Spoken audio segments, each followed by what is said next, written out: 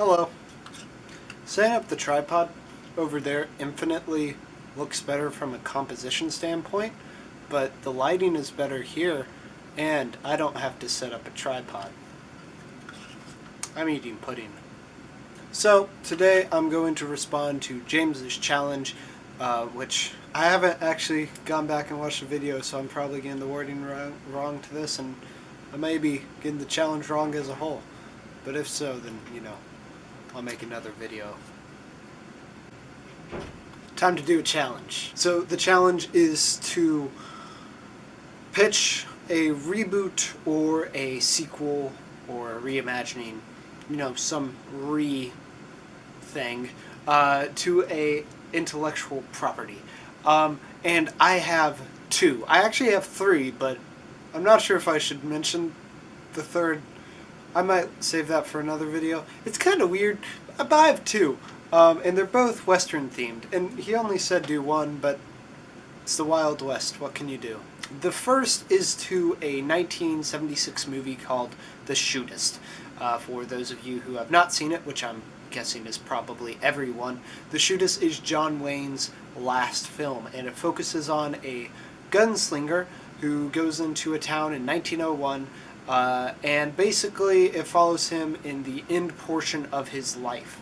And it's a great meta-commentary on the genre as a whole, but also very interesting the way it fits into the time period the movie was being made, and the timing with the Westerns not being really a popular genre anymore, and the West dying out in the story. So it's a really interesting story, and the ideas sadly surpass the movie. And the movie's great. I love the movie. It's one of my favorite Westerns. Definitely would recommend it.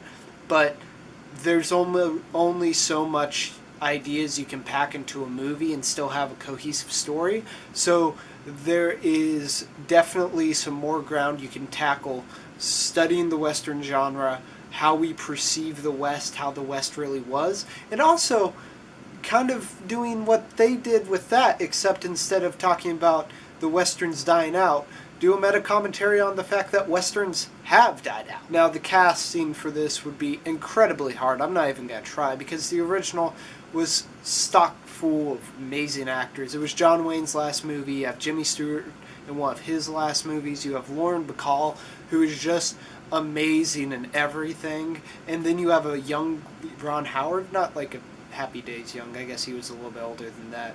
But, still not the Ron Howard we know today. And the acting is just overall pretty great. So it would be hard to capture that. But I definitely think you could do that. Maybe put Logan Lerman in Ron Howard's spot. I'm not really sure who you would put in to John Wayne's. That'd be the toughest. I think Jimmy Stewart and Lauren Bacall and all the other characters you could fill in.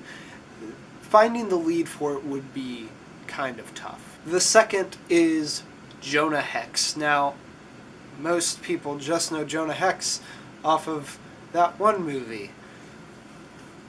That's not Jonah Hex, folks. You see, back in the day, comic books weren't all superheroes. I mean, they aren't all superheroes now, but even more so, they weren't all superheroes. There was a ton of different genres, and Westerns was one of the biggest ones.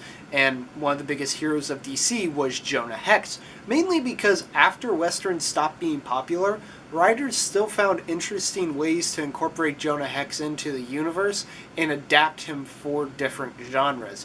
He was always still a cowboy, but this time he was a cowboy fighting aliens.